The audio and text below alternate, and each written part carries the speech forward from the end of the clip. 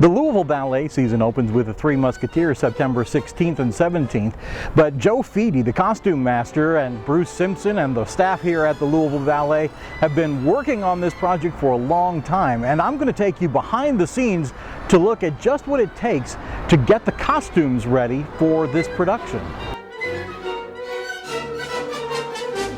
So we're very fortunate. We're one of the best costume departments in the United States for a ballet company of our size.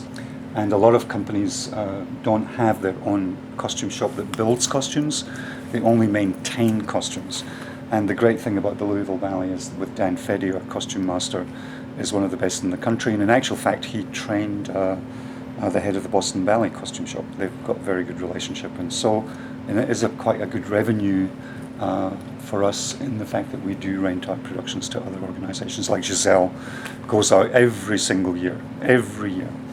And so part of it, of course, is the maintenance of all of that. You need to have stitchers and wardrobe costume people that can do all that, from headdresses to shoes. Most of our full-length ballets range anywhere between 75 to 150 to 200 costumes. So you have to make sure that you have enough time allotted to build the costumes, enough time allotted to hire people in to build these costumes, which means that it's additional payroll, it's additional materials on top of that. So all of those things have to be taken into consideration when we're actually building a production. I have a staff of 2 full-time people that work with me throughout the season, and then the rest are part-time overhire that I bring in on a as-needed basis. You know, some of these costumes are 35 years old and we're still using them. Normal life of a ballet is about 15 years. Well, these are actually couture garments that are actually built for each individual dancer. We do, however, add additional seam allowances into the costume so that in the future, when it's worn by another dancer, that it can be altered. So we actually try to take in consideration, you know, what can we do with these costumes to make them alterable so that they can be worn by slightly different sizes, because companies, depending on who their artistic director is, could have a tall company or a short company. So you have to take all those into consideration when you're actually building the show. I have only built 6 full-length ballets with this company. And that's a small amount considering I've been here 23 years. But it's just because the amount of money that you need to raise to build these costumes for these dancers is such an astronomical amount. The Three Musketeers is a really good example. So, I mean, some of these costumes are really heavy, but like what people don't realize is they're all lined with canvas to absorb perspiration and to give them a longer lifespan.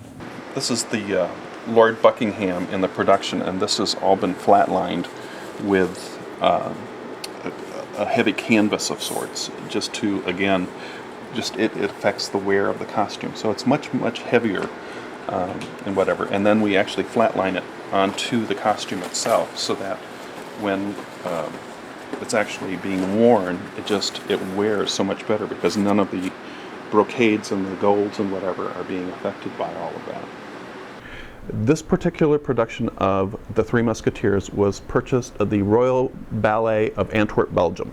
So it actually came overseas to us. We purchased it, I think about 8 years ago.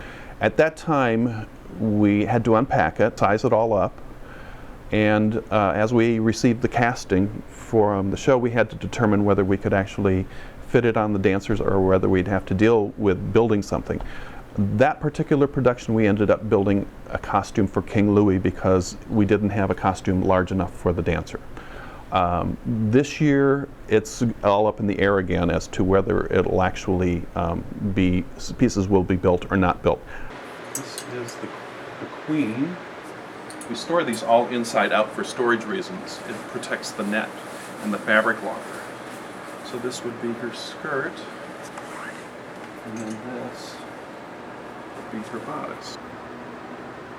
And they all button together so that it makes it very easy to get them assembled quickly. And then for cleaning purposes, we just have to unbutton them and then send them to the cleaners or whatever. We also button and pin shut all the costumes so that the hooks don't tear the net when they're at the dry cleaners. Because there's nothing worse than having to repair net once it's been ripped. Other characters that we have are the beef eaters. These would be associated with Lord Buckingham. There are two characters that carry a sedan on stage with a woman in it, and these are the actual sedan characters. They're actually done as two different garments for the Musketeers, and it's for movement purposes. So they actually have a stretch shirt that they wear, they first put on, and then the sleeves on the tunic are finished off. So what they will actually do then is slip the sleeves into the tunic itself, and then it becomes one unit that looks like a full tunic, but they have the free form to bring their arms up over their head, to do whatever fencing they have to do. And you'll never see it from stage, but it's actually two pieces. And then all of the cuffs set so we can actually pop them off. We can starch them, and they're all numbered to the costume, and then they get snapped back on, so that when we get ready to start each show, they look nice and crisp. The goal is to make the show look like it was being done for the very, very first time. So my wardrobe staff is very, very busy between shows, laundering, checking for repairs, checking to make sure that everything is pressed and looks good for the next show. Because we start with Three Musketeers, right out of the gate, we're putting them in point shoes and getting them up on their toes. And of course we have a special person just taking care of the shoes, because every dancer goes through about 30 or 40 pairs a year. So. And there's quite a few girls in the company, and of course some of the shoes come as far afield as London. Freeds of London, we have special orders with girls and ballerinas in the company that have been wearing Freeds since they were very young. Very, very personal, because your feet and your toes are a different shape, everybody, and so they all, some people feel that shape is better or this shape is better, and because it's so important and their feet can be injured and damaged so easily, even some of them have special makers. And what we mean by that is that if Bruce Simpson's making that dancer's shoes, he always makes that dancer's shoes. Like, for example, through her entire career, Margot Fontaine had one shoemaker. And of course, as you get older and your feet get stronger and you become more experienced, your feet change shape and your shoe requirements change. For example, someone who's 16, 17 isn't going to have the strength in their feet and their back to support them in soft shoes. They're going to need really good, strong, new shoes. And then you get someone like the dancers in our company at the upper end, like Natalia Ashikmina or Christy Corbett-Miller, Emily Rankin-Waddell, those quality of dancers, they know that for this specific ballet, they can really kind of wear shoes they've been wearing for a week.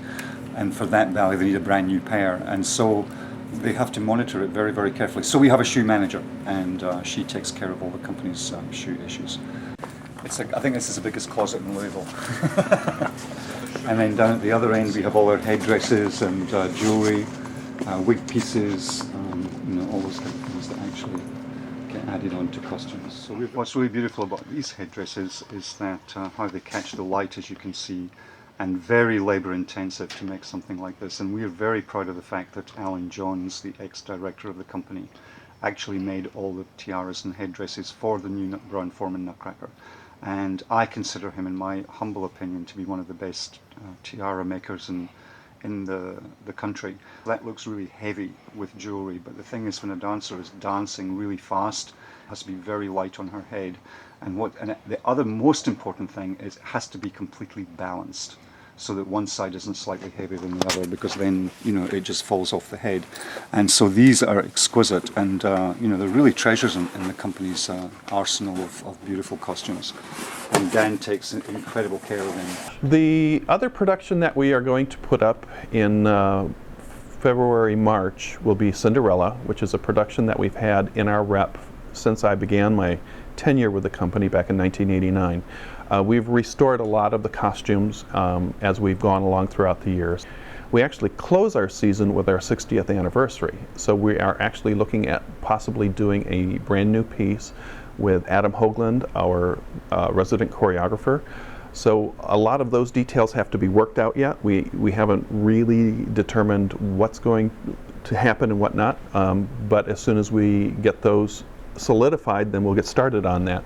But that will not be taking place until after December, early January, February, that we'd be starting the preliminaries on all of those. This is going to be a really visually exciting season for the audience. What's exciting for me is that we're always reinventing the production based on who's cast in what role. Because it's always a different interpretation of the dancer doing that particular role and how it actually comes to life on stage. So it's always, even though it is the same exact costume, it's how they wear the costume, how they dance in the costume. That for me is the exciting part, because it comes to life, it becomes the story, and that's really what the dance is all about, is making the story come to life.